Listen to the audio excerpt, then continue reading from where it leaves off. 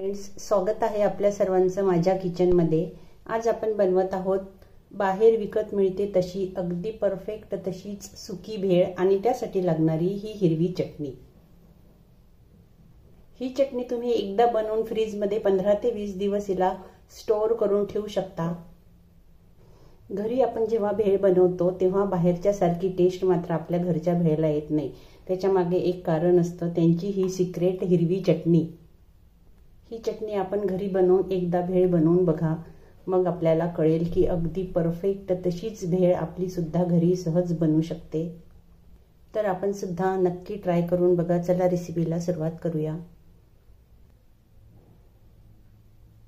अर्धी वाटी डाळव किंवा मग भाजलेल्या चण्याची डाळ, याला आता मिक्सर मध्ये काढून घ्यायचं। 1 टीस्पून भाजलेले जिरे, 2 टेबलस्पून धने भाजलेले हे सुद्धा, अर्धा टीस्पून आमचूर पावडर, अर्धा टीस्पून काळं मीठ, अर्धा टीस्पून हे आपलं रेग्युलर मीठ जे आपण रोज वापरतो। तसं तुम्ही चवीनुसार थोडंसं कमी जास्त करू शकता मीठ। पाव टीस्पून हिंग, अगदी थोडीशी हळद, 5 हिरव्या मिरच्या घेतल्या मी, या खूप तिखट आहेत, थोडं कमी जास्त करा तुम्ही। आणि थोडंसं आल्याचा पीस, 1 तुकडा घेतला आल्याचा। मिरच्यांना थोडा कट मारून घ्यायचा म्हणजे मिक्सर मधून बारीक काढताना आपल्याला जड जात नाही। हे सुद्धा आता मिक्सर मधून टाकून घ्यायचं।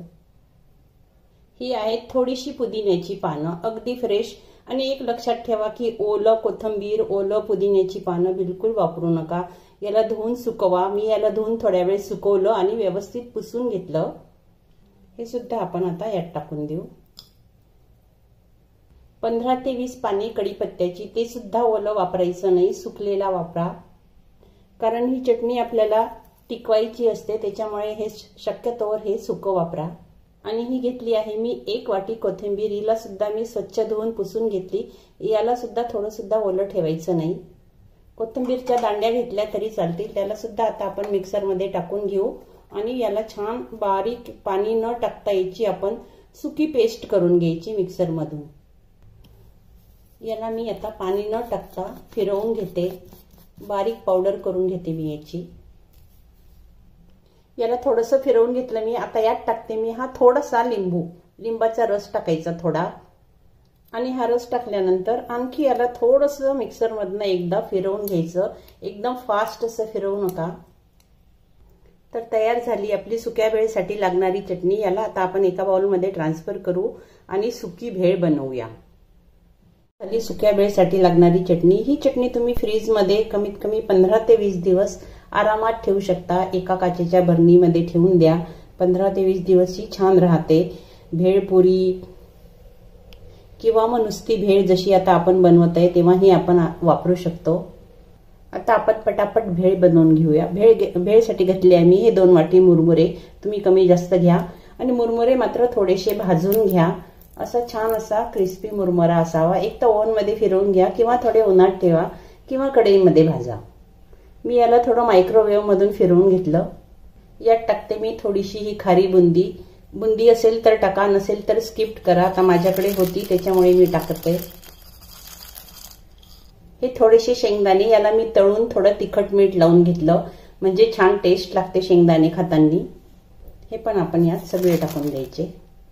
थोडासा बारीक चिरलेला कांदा, थोडीशी काकडी, किंवा जर आंब्याचा सीजन असेल, कैरी जर असेल तर तुम्ही कैरी सुद्धा टाकू शकता, पण आता कैरीचा सीजन अजून यायचा आहे त्याच्यामुळे मी काकडी टाकते। थोडेसे बारीक चिरलेले टोमॅटो, डाळिंब सुद्धा घालू शकता यात।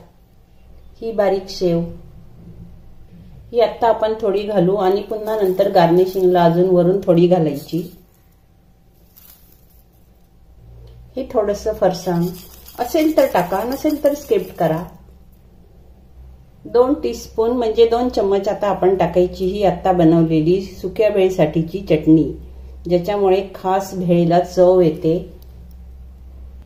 थोडी कोथिंबीर, हे सगळं मिक्स करून घ्यायचं।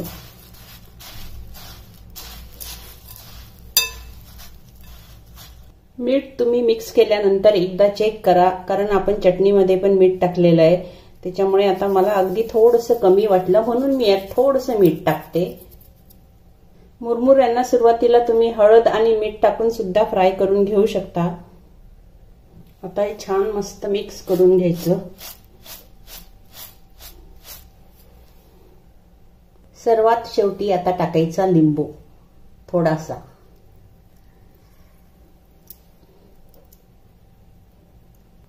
तयार झाली आपली सुकी भेळ. बिलकुल बाहेर मिळते तशी टेस्ट असलेली सुकी भेळ. या पद्धतीने तुम्ही जर सुकी भेळ बनवली तर बाहेर जाऊन खायची काहीही गरज नाही. अगदी बाहेरच्या सारखी सुकी भेळ तयार होते.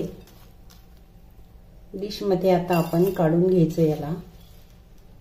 अगदी चमचमीत अशी मस्त सुकी भेळ आपली तयार. वरून पुन्हा थोडासा कांदा. याच्याशिवाय तर मजा नसते भेळ खायला. थोडासा टोमॅटो, थोडीशी चटणी,